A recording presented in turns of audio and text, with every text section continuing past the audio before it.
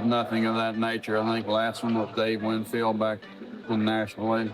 When you saw his moment of indecision, what was going through your mind? You know, you don't remember what goes through your mind and something like that. Were you surprised you put him away that easily? All I know is I was on the bottom of the pile and it felt like their whole bench was laying on me. 8 MLB players dared to fight Nolan Ryan, and few men in baseball ever looked tougher than he did. Picture the moment that made him a legend. Robin Ventura runs straight at the mound in 1993. Nolan Ryan does not back up one step. He grabs Ventura in a headlock and starts throwing punches. That single image is burned into baseball history. It looks like proof that Ryan beat up anyone who dared to challenge him. It looks like 8 separate brawls against 8 brave men. It looks like a man who feared nothing and no one.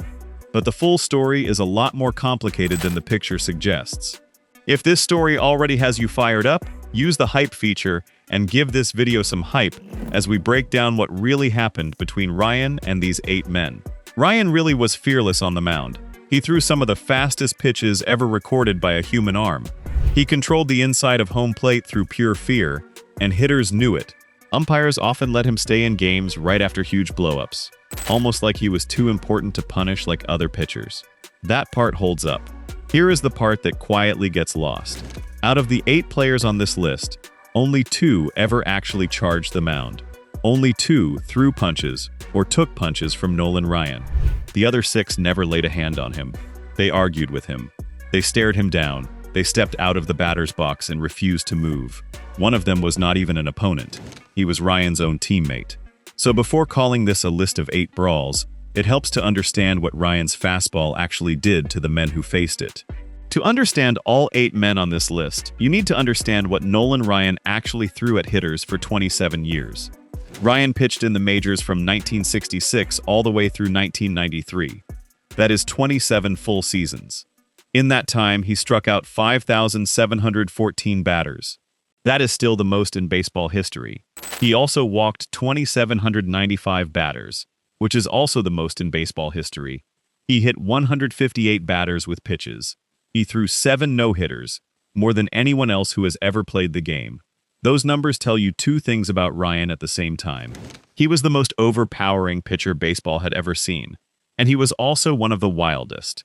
His fastball has been clocked at over 100.9 miles an hour, and some estimates say it left his hand at more than 108 miles an hour before it slowed down.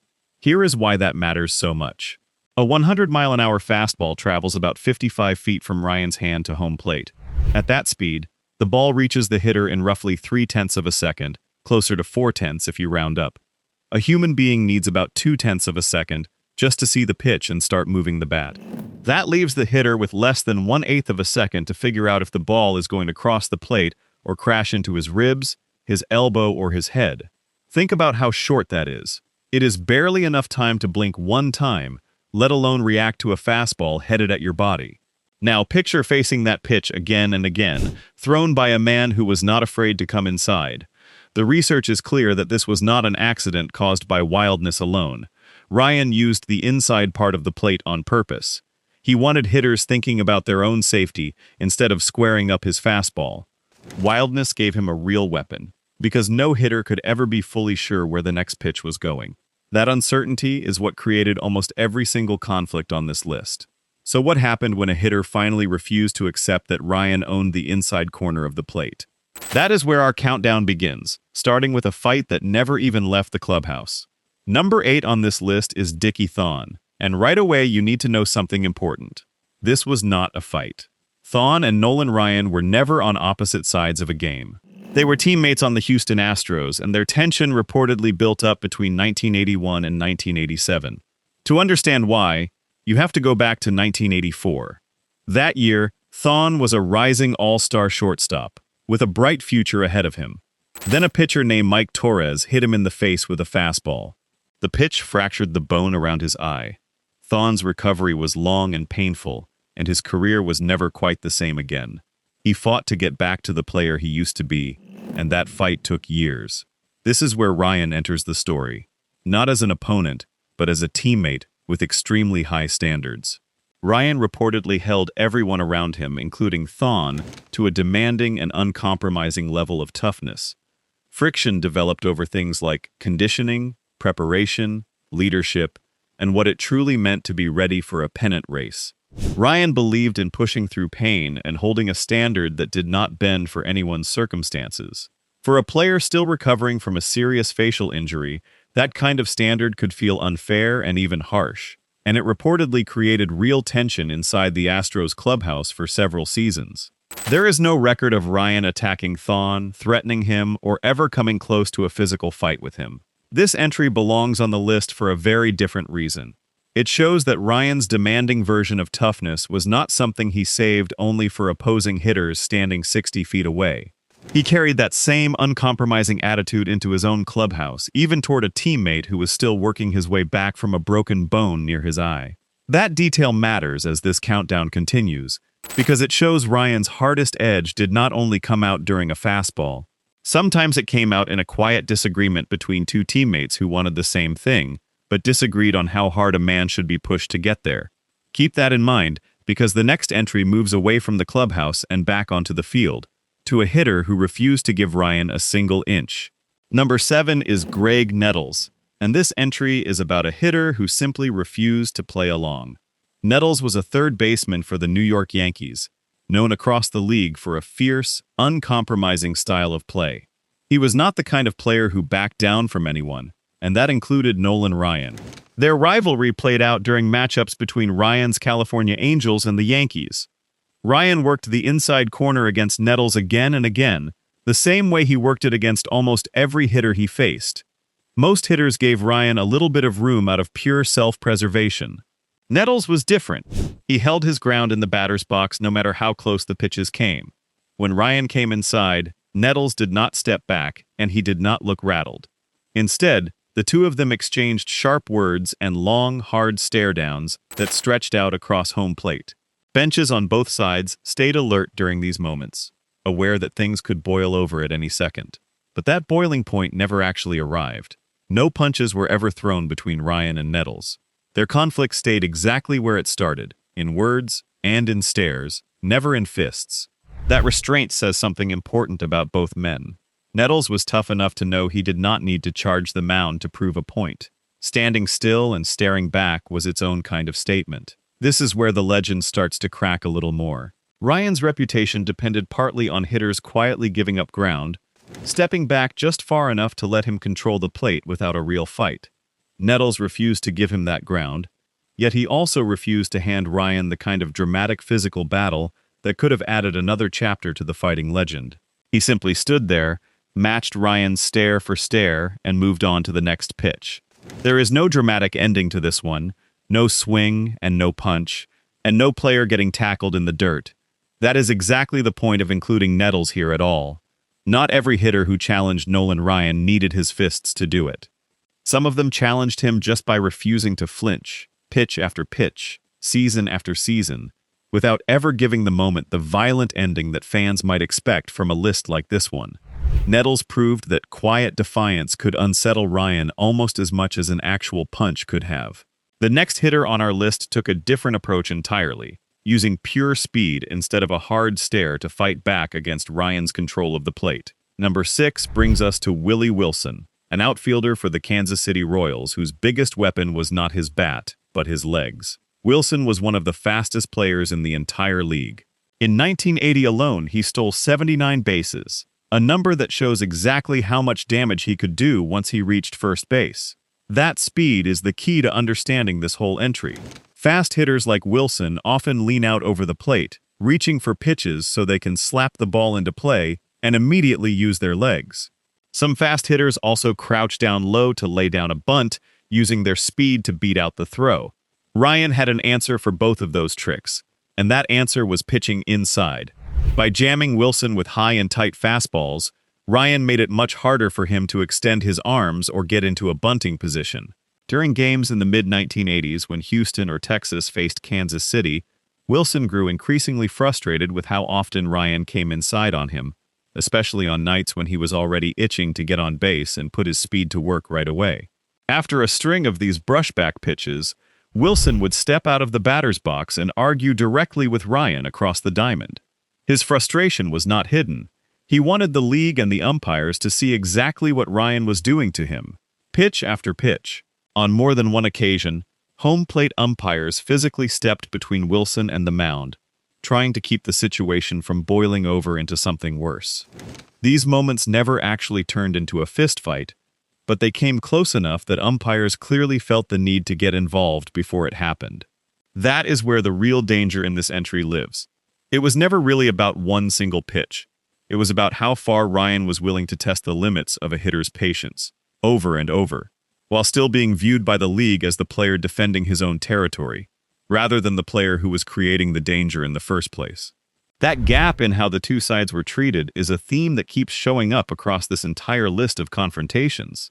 Wilson's speed made him valuable, and Ryan's fastball made that speed a target. Neither man backed down easily, and the tension between them built up over repeated games rather than one single explosive night.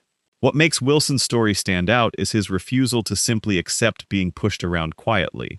He made his frustration loud and visible, forcing umpires to step in before things escalated any further.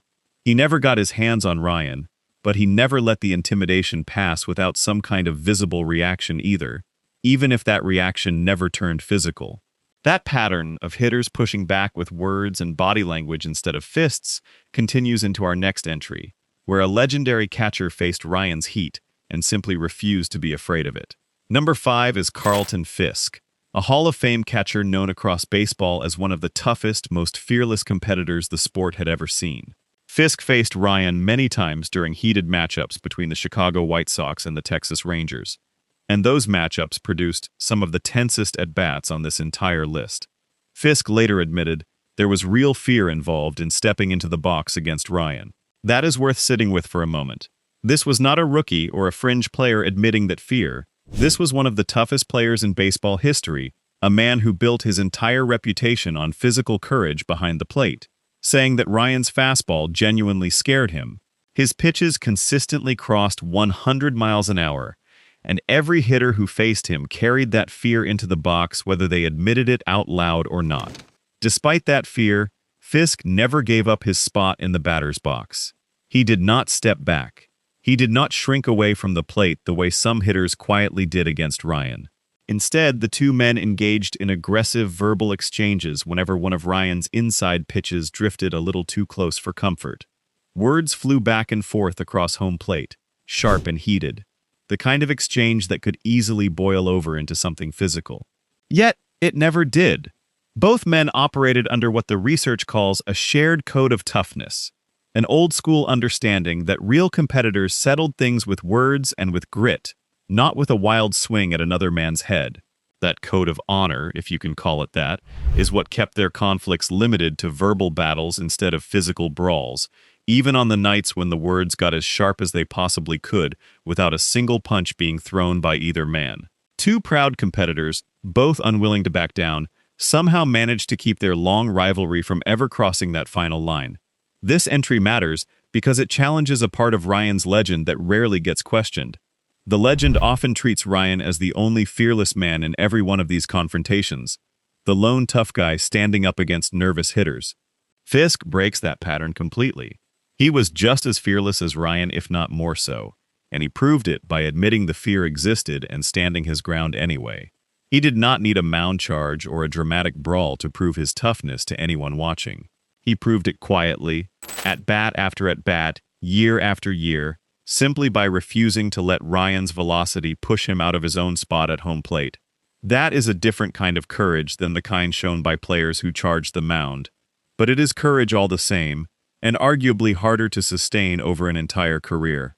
As our countdown moves forward, the confrontations start to take on a different shape entirely, shifting away from pure physical fear and towards something closer to a clash of personalities and generations.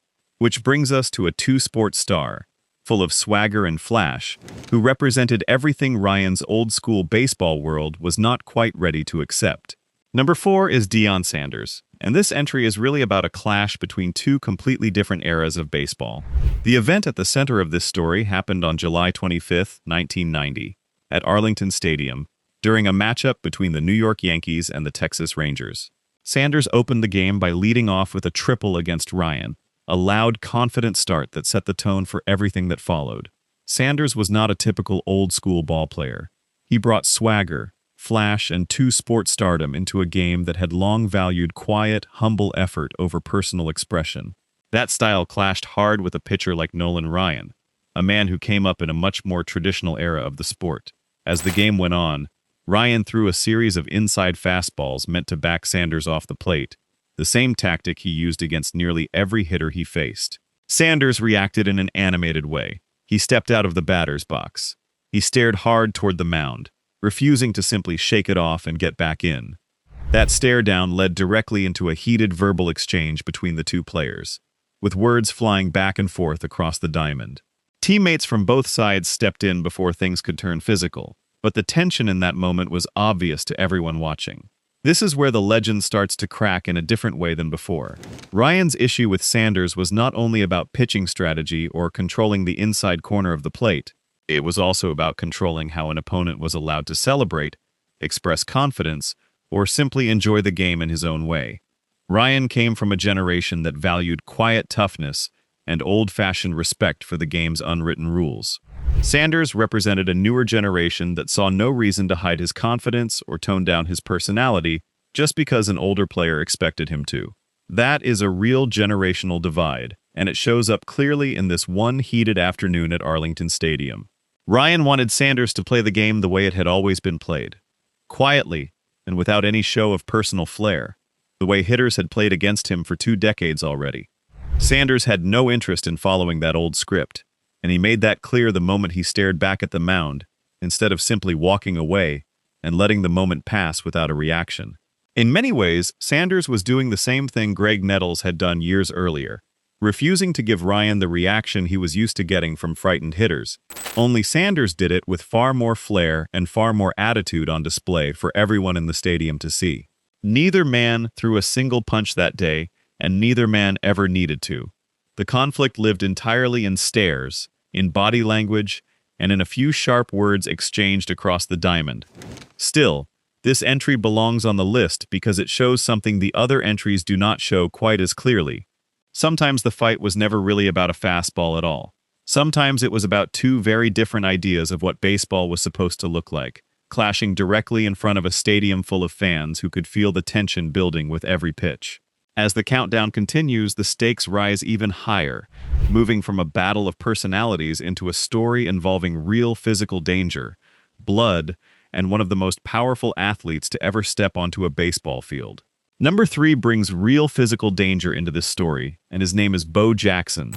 Jackson was one of the most powerful athletes to ever play professional sports. A two-sport star for the Kansas City Royals who could hit a baseball harder than almost anyone in the league. His battles with Ryan happened while Ryan pitched for the Texas Rangers, and Ryan routinely went after Jackson with the same high and tight fastballs he used against every dangerous hitter he faced. The goal was always the same: disrupt the swing, take away extension, make the hitter think about safety instead of full contact. Against a hitter as strong as Jackson, that strategy carried real risk for Ryan himself, and that risk became painfully clear on September 8, 1990. During that game, Jackson hit a line drive that flew directly into Ryan's face. The ball struck him hard in the mouth, and blood immediately began covering the front of his uniform. This was a shocking, violent moment, the kind that would force most pitchers out of a game on the spot. Ryan did not leave.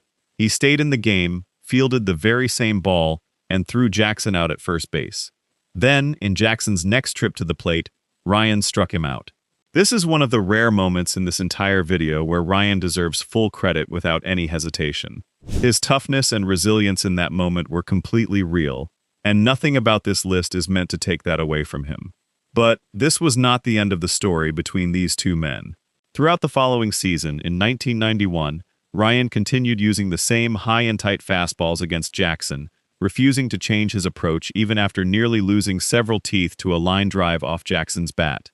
The two stars exchanged words during these tense at-bats, and dugouts on both sides prepared for the possibility of a real fight breaking out at any moment. That fight never actually happened. Mutual professional respect between two of the most physically dominant players of their generation kept things from boiling over into a fistfight. even with all that tension sitting right below the surface. Then one player finally connects this entry to the biggest fight on our entire list. In 1993, Jackson had moved on to the Chicago White Sox, and he happened to be on the field the exact night that Robin Ventura charged the mound against Ryan. Jackson was one of the very first players to reach the pile that formed around Ryan and Ventura, but he did not arrive to throw punches of his own. He arrived to pull players apart and help restore order to a chaotic scene. There is a real irony sitting inside that moment, worth pointing out clearly. A player powerful enough to draw blood from Nolan Ryan's own face with a single line drive never needed to charge the mound himself to prove he was not afraid. Instead, years later, he became a peacemaker during the exact fight that would go on to define Ryan's entire fighting reputation. Bo Jackson shows us something important about physical power and fear.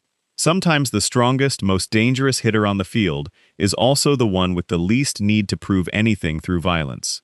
His strength spoke for itself, at bat after at bat, without ever needing his fists to back it up. That is a very different kind of respect than the fear Ryan drew out of other hitters through pure intimidation. Jackson's respect for Ryan and Ryan's respect for Jackson came from two men who had each already proven how physically dangerous they could be, without ever needing to settle anything with their hands. That mutual respect is part of why Jackson rushed toward the Ventura pile as a peacemaker instead of joining in as another combatant. As our countdown reaches its final two entries, the story shifts away from words, stares, and near misses, and moves into the two moments on this list where a player actually charged straight at Nolan Ryan with real physical intent behind every step. Number 2 is Dave Winfield, and this is the first entry on our list that turned into a true physical mound charge. It happened on August 4th, 1980, a full 13 years before the fight that made Ryan famous. At the time, Ryan pitched for the Houston Astros, and Winfield played for the San Diego Padres.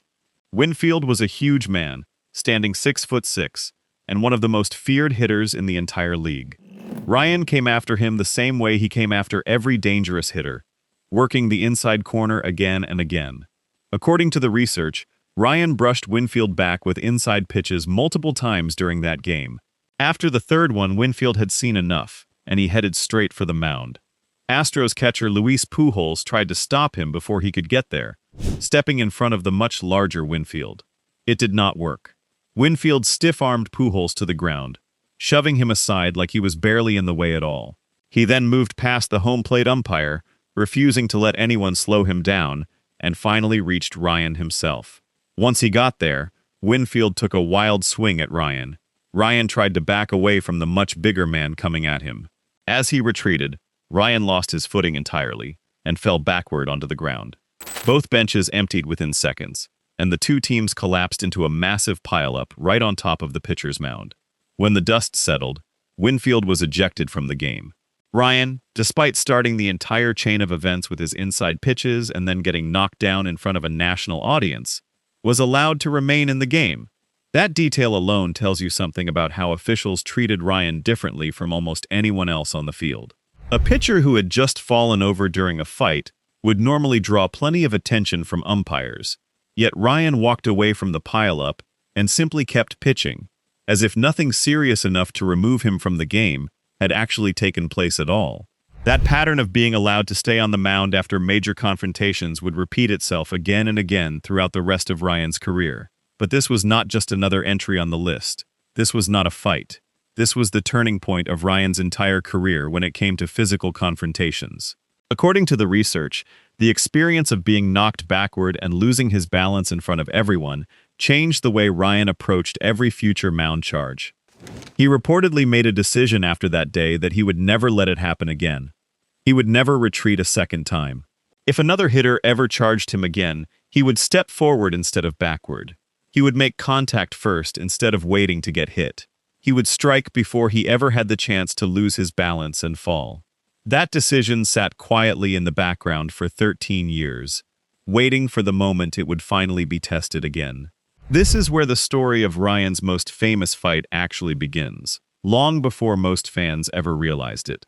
The headlock that would eventually become one of the most replayed images in baseball history was not some spontaneous burst of natural toughness that came out of nowhere. According to the research, It was a tactic Ryan built and carried with him specifically because of what happened against Winfield. He learned, the hard way and in front of a stadium full of people, that backing away from a much bigger man only ended with him flat on his back in a pile of bodies.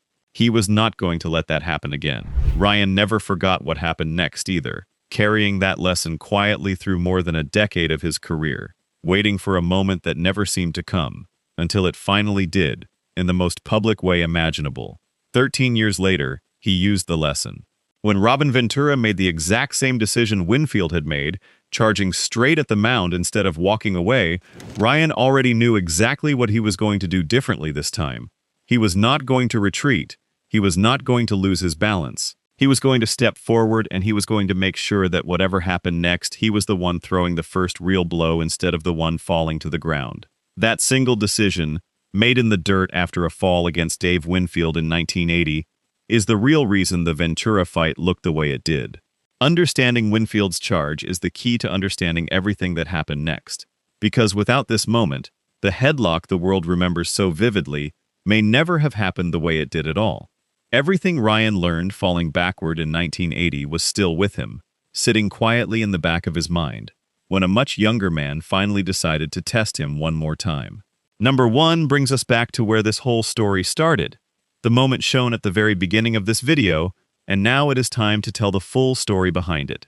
The date was August 4th, 1993, at Arlington Stadium, the exact same ballpark where the Winfield incident had happened 13 years earlier. Ryan was 46 years old, playing in the final season of his entire career. Robin Ventura was 26, an established all-star third baseman and a Gold Glove winner for the Chicago White Sox. In the top of the first inning, Ventura drove in a run with a single off Ryan, giving his team an early lead. Then, in the top of the third inning, Ventura stepped back into the batter's box. Ryan threw an inside fastball that struck Ventura in his exposed left arm. Ventura believed right away that the pitch was intentional, a form of payback for the run he had just driven in earlier in the game. Whether that belief was correct or not, Ventura reacted immediately and without hesitation. He dropped his bat. He threw his helmet down onto the turf. Then he charged straight at the mound, exactly the way Winfield had charged 13 years before him. This time, everything played out differently. Ryan did not retreat. He did not try to back away from the much younger man running toward him. Instead, he stepped forward to meet Ventura head-on. As Ventura reached him, Ryan trapped him in a firm headlock using his left arm, pulling Ventura's head down and holding it in place. With his right hand free, Ryan landed 5 separate punches directly to the side of Ventura's head. Both dugouts emptied within seconds, and the two teams collapsed into a massive pileup across the infield, just like they had after the Winfield charge years earlier. Only this time, the image at the center of the pile looked completely different. Here is the official result of everything that happened that day. Ventura was ejected from the game immediately following the fight. Ryan, despite starting the pitch that caused the entire incident and then throwing 5 punches at another player's head, was allowed to remain in the game. He went on to complete 7 full innings of work. Texas won the game 5-3, and Ryan earned the win for his team. Afterward, Ryan described his reaction as pure instinct, saying it was simply self-defense, and that he did not consider himself a man who believed in fighting, but that he would react the way he needed to react in that moment. Ventura, for his part, later downplayed the punches entirely, describing them only as a couple of noogies, a phrase that has stuck around in baseball history ever since that day and is still repeated by fans and broadcasters more than 30 years later. Here is where this entry connects everything else on this list together. The image of a 46-year-old man holding a 26-year-old star in a headlock became one of the most replayed moments in the history of American sports. That single picture, more than any statistic or any single quote, is what most fans think of when they hear Nolan Ryan's name mentioned alongside the word fight. But that picture does not tell the whole story, and it never did. Ryan was allowed to keep pitching that day despite throwing the pitch that started the fight and then landing 5 punches on another player's head. According to the research, that outcome reflects the same kind of institutional reverence that protected Ryan throughout his entire career. The same reverence that let him stay in games after the Winfield incident 13 years earlier, and after other confrontations across this entire list. The huge age gap between the two men, combined with the shocking visual of the headlock itself, created an image that was simply too powerful for most people to look past.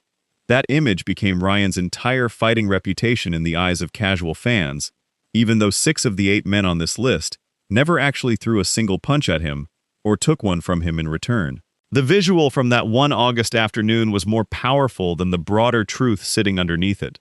The truth that most of these 8 confrontations never became physical fights at all, no matter how the story gets told and retold in highlight reels every single year. None of this is meant to insult Ventura for charging the mound that day. Getting hit by a 100-mile-an-hour fastball is a frightening, painful experience, and reacting with anger in that moment is a very human response. His decision to charge was reckless. There is no getting around that fact. But it was also understandable given what had just happened to him moments earlier in front of thousands of fans. The myth surrounding Nolan Ryan grew cleaner and far more heroic over the years than the full, messy record actually supports. Most people picture 8 wild brawls when they hear this title, when in reality, most of these conflicts played out in words, stares, and tense silences rather than actual violence. The headlock against Ventura became the whole story in most people's minds, even though it was really just the final chapter of a much longer and more complicated one.